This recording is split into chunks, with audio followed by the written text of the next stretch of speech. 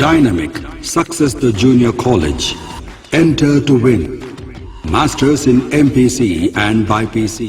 अस्सलाम वालेकुम नाज़रीन, आइए नज़र डालते हैं देश की राजधानी नई दिल्ली और उत्तर प्रदेश से कुछ खास खबरों पर।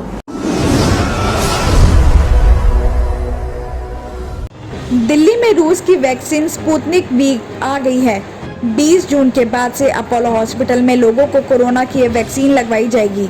अपोलो हॉस्पिटल के मुताबिक अभी तक इस वैक्सीन की कुछ हजार डोजें मिली हैं, जो 20 जून के बाद आम लोगों को लगना शुरू हो जाएगा। आपको बता दें कि केंद्र सरकार ने प्राइवेट हॉस्पिटल्स में स्पुतनिक वी वैक्सीन की एक डोज की कीमत 1145 रुपए फिक्स की है। इसके अनुसार ही हॉस्पिटल्स में वैक्सीनेशन होगा और इसी के साथ ही दिल्ली के लोगों के पास कोरोना की 3 वैक्सीन यानी कोविशील्ड, कोवैक्सीन, स्पुतनिक में से किसी को भी लगवाने का ऑप्शन होगा।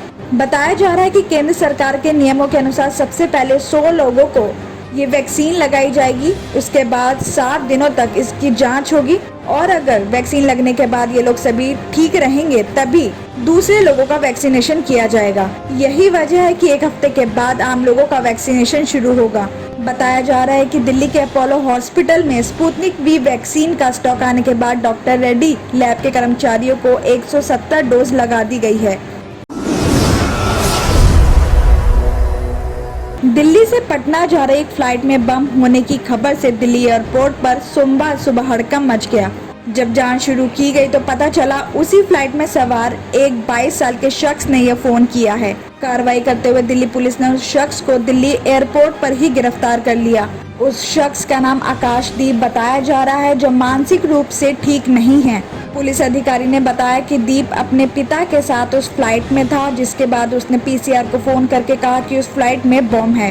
बताया जा रहा है कि शुरुआती जांच में पता चला कि वो शख्स मानसिक रूप से ठीक नहीं है, इसीलिए उसके पिता ट्रीटमेंट के लिए पटना ले जा रहे थे। उन्होंने कहा कि हमें उस शख्स से ट्रीटमेंट से रिलेटेड डॉक्यूमेंट्स भी मिले हैं, लेकिन इस मामले में ट्रीटमेंट जांच की जाएगी। उससे पूछताछ के बाद ही आगे की कार्रवाई के बारे में फैसला लिया जाएगा।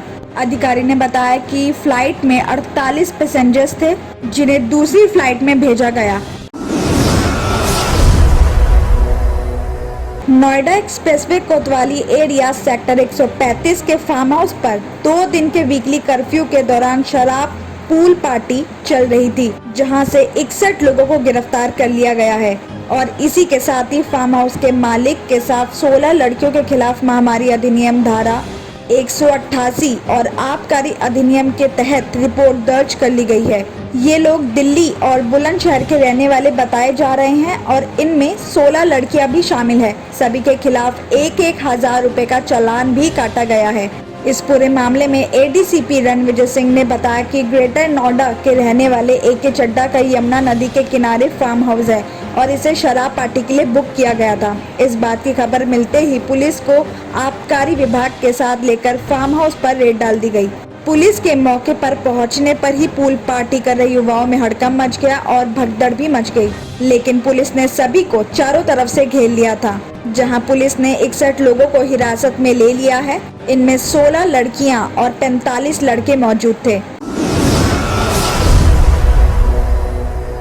दिल्ली के डाबरी इलाके में शर्मसार करने वाली एक घटना सामने आई है। एक किशोरी ने अपनी मां की सहेली पर समलैंगिक संबंध बनाकर यौन शोषण का आरोप लगाया है। महिला की इस घिनौनी हरकत का विरोध करने पर उस लड़की को धमकी भी दी जाती थी, लेकिन लड़की ने हिम्मत दिखाते हुए अपनी एक जानने वाले की मदद से पुलिस को इस बात की पूरी जानकारी दे दी, जिसके बाद पुलिस ने अप्राकृतिक यौनाचार, धमकाने और पॉक्सो एक्ट के तहत मामला दर्ज कर आरोपी महिला को गिरफ्तार कर लिया है। बताया जा रहा है कि महिला पर पहले से ही 2 मामले दर्ज हैं और वो महिला एक पॉलिटिकल पार्टी से भी जुड़ी हुई थी, लेकिन उसे पहले ही पार्टी से निकाल दिया गया है।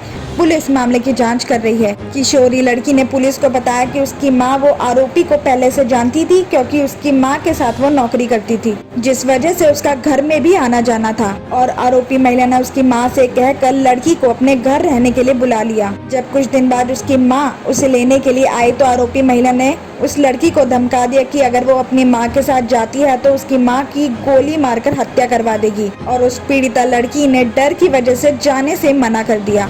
पीड़िता लड़की ने यह भी बताया कि उसके बाद से आरोपी महिला उसे घर का काम भी करवाती थी और उसका शारीरिक शोषण भी करने लगी। जिसका विरोध करने पर जान से मारने की धमकी देती थी और इसी के साथ ही उसका अश्लील वीडियो बनाकर उसे सोशल मीडिया पर फैलाने की भी धमकी दिया करती थी। किशोरी लड़की ने यह भी बताया कि आरोपी महिला 2 साल से उसके साथ अश्लील हरकत कर रही थी, यहाँ तक कि वो 18 साल के होने पर लड़की से शादी करने की भी बात कहती थी। लेकिन अब पुलिस ने मामला दर्ज कर आरोपी महिला को गिरफ्तार कर लिया है।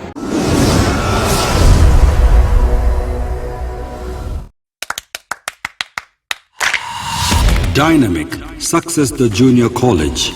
Enter to win. Masters in MPC and BPC. Integrated coaching for NEET, IIT, JEE. Separate block for girls. Better coaching, better planning, better environment with better results. Opposite Madanapet Mandi, Saeedabad, Hyderabad. Phone 04029701124. An Institute of Success Schools.